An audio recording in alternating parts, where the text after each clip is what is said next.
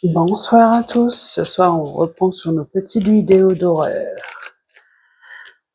Avant de commencer notre petite lecture, n'oubliez pas de vous abonner, de laisser un pouce bleu et de faire un petit commentaire pour me dire ce que vous en pensez.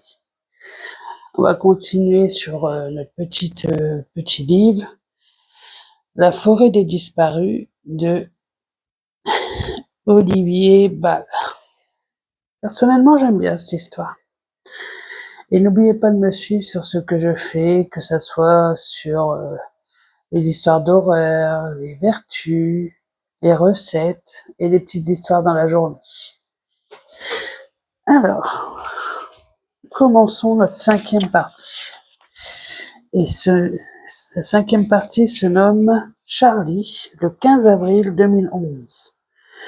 L'étranger, c'est mon seul espoir. Je cours à perdre l'haleine à travers la forêt. Son chalet n'est plus très loin. J'ai la tête qui tourne. À un moment, je glisse dans une flaque de boue, mais me relève aussitôt. Un craquement derrière moi. Est-ce que c'est lui? Est-il encore à ma recherche? Je m'arrête un peu pour souffler. Retire mon sac à dos.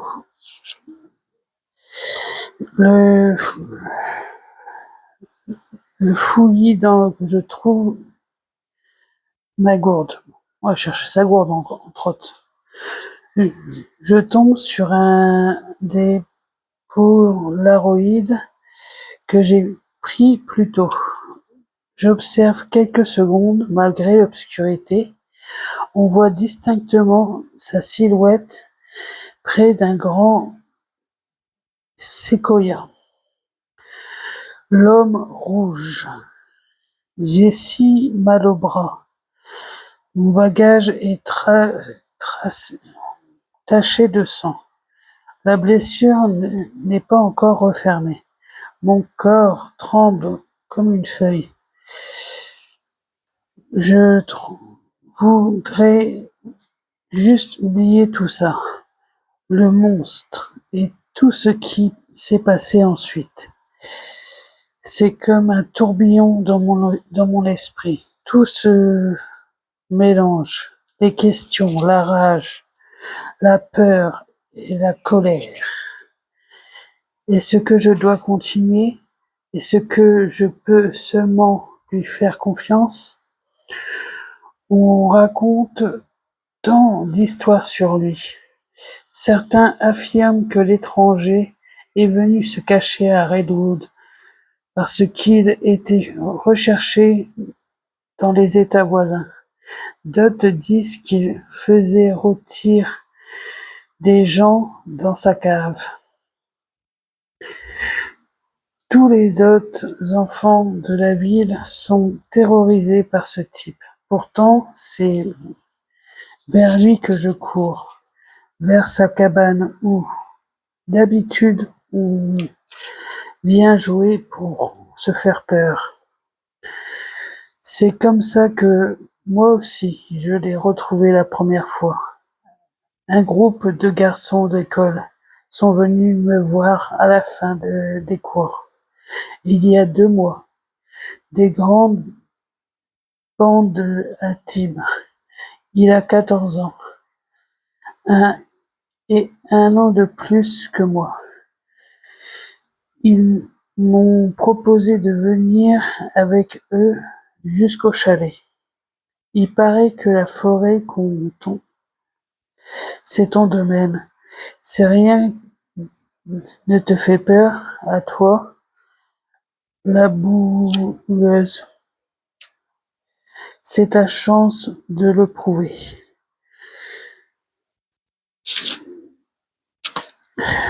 M'ont-ils dit, en les accompagnant. J'espérais les impressionner. Je m'imaginais déjà leur montrer les endroits que j'avais découverts en explorant la forêt depuis toutes ces années. Le, yup, le gros Gouv Canyon, la cascade de Hill Creek, le cimetière abandonné des premiers colons. On aurait pu faire tant de choses, et puis nous sommes arrivés à la baraque de l'étranger. Une fois qu'on a franchi la petite barrière en bois, le groupe s'est immobilisé. Il y avait un chien, un drôle de bâtard avec des oreilles tombantes, des pattes trop grandes et des touffes de poils marron, plus longs par endroits. L'animal avançait d'un pas lent à travers le terrain. On ne bougeait plus. De vraies statues. Derrière moi, j'ai entendu un des garçons dire: «Venez les gars, on se tire». Le chien a fini par s'écrouler sur le sol, comme si ces trois foulées l'avaient épuisé. C'était mon moment. Je me suis retourné et j'ai répondu: «Moi j'y vais». Tim et sa bande n'avaient pu n'ont pas eu d'autre choix de me suivre. J'avais beau être pour eux que Charlie, la bouleuse, il se pouvait pas montrer devant une fille qui avait la foi, les foi. On a progressé recourbé sur nous-mêmes jusqu'à la lisière du bois. Ensuite, il a fallu traverser une clairière et passer le terrain découvert pour accéder aux quelques marches du perron, puis à la porte du chalet. Sur le côté, j'ai remarqué un vieux Ford euh, dézingué de l'étranger. Une caisse pourrite qui attend toujours dépédaradé à des kilomètres à la ronde, qu'on y débarque dans le centre-ville. Je me suis retourné une fois et j'ai dit: «Alors, qui se lance?» Mais si je savais bien que personne à part moi n'oserait y aller. Ils ont tous baissé les yeux. J'ai replacé ma casquette à l'effigie des volcanoes de Salem et je me suis mis à avancer d'un pas que j'espérais décider vers l'entrée du chalet.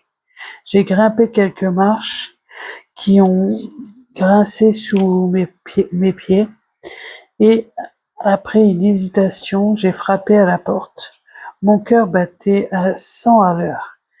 Et si ce qu'on racontait dans la cour du collège était vrai? Et si la porte s'ouvrait brusquement et que des doigts griffus m'attiraient vers l'intérieur et me balanceraient dans la cave sombre? Du bruit à l'intérieur. Je n'avais qu'une envie: foutre le camp, mais je me disais que les autres devraient observer. Ils n'attendraient que ça, que je craque. C'est ma chance, alors je suis resté là. J'ai failli basculer en arrière. Le type était là, devant moi. Il est resté quelques secondes silencieux, à observer. J'étais paralysé, mes yeux détaillée chemise à carreaux éminée, sa barbe brune, ses cheveux mal peignés parcouraient de mèches blanches et sa cicatrice sur le sourcil. Au bout d'un moment, l'étranger a levé ses deux mains vers moi en faisant un grand bond. J'ai pris mes jambes à mon cou, j'ai filé me planquer dans la forêt. Les gamins étaient déjà partis. J'entendais j'entendais leur rire au loin, et une phrase est parvenue jusqu'à moi. C'est débile, elle s'est bien fait avoir. Il voulait se payer ma tronche. Il y était arrivé. Depuis, je ne parle quasiment plus à personne à l'école. J'ai retenu la leçon. De toute manière, les autres gamins font de tout pour m'éviter. Pour eux, je suis bizarre, trop différente. Ils m'appellent la bouleuse parce que je vis dans une maison au cœur de la forêt. Ils me donnent d'autres surnoms aussi, qui font plus mal encore parce qu'ils trouvent que je ressemble trop à un garçon. Mais moi, je les emmerde tous. Par contre, j'ai pris l'habitude de venir espionner l'étranger. Il s'est passé quelque chose ce jour-là, quand il a ouvert la porte. Son petit sourire en coin, peut-être, ou une lueur tout au fond de ses yeux marrons. Je ne saurais l'expliquer. Visite après visite, il m'effrayait de moins en moins. Ses journées semblaient directes par les mêmes rituels. Il s'installa sur le perron dès que les rayons du soleil parus cano- sur la canopée. Il allume un vieux tourne-disque, orienté des enceintes vers l'intérieur. Il s'installe dans le siège en bois, écoute de la musique survie d'une autre époque.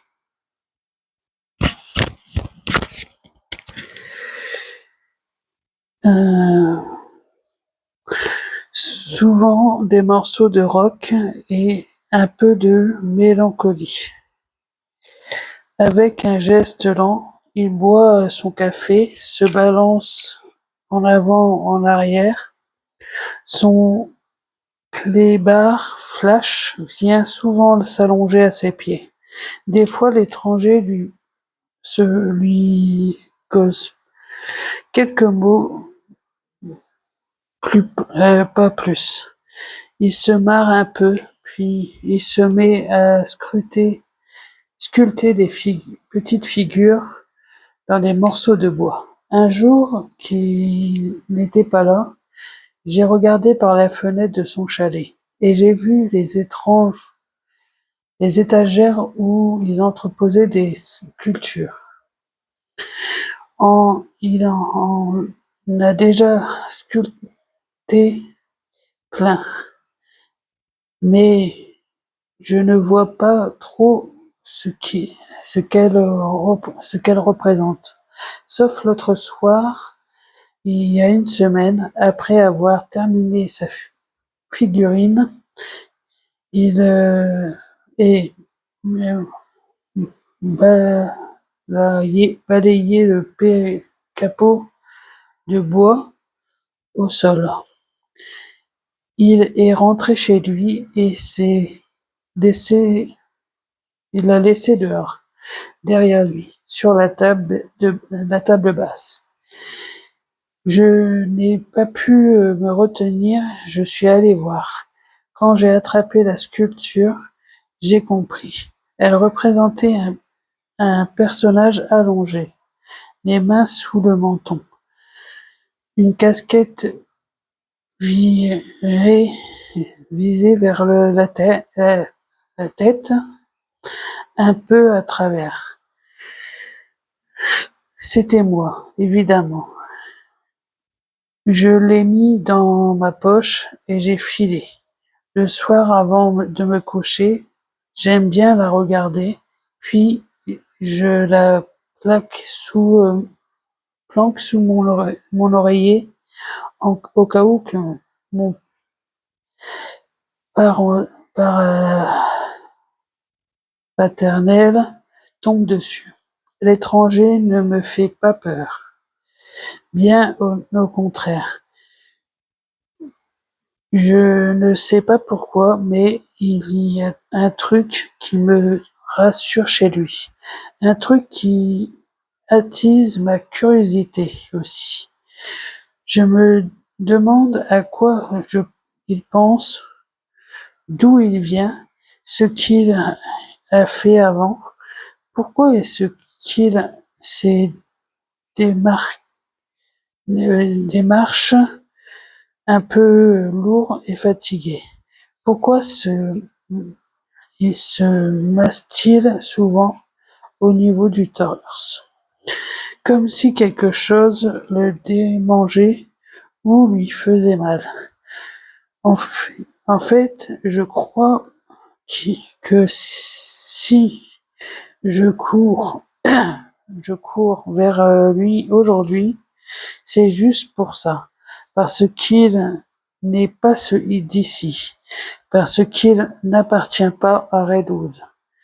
Sans m'en rendre compte, j'ai sorti la, la sculpture de mon effigie à mon effigie et je la serre dans ma main. Je dois repartir. J'arrive bientôt chez lui. Il faut qu'il accepte de m'aider, sinon l'homme rouge me retrouvera. Plutôt intéressant. En tout cas, pour ce soir, c'est fini. On reprendra bientôt la suite.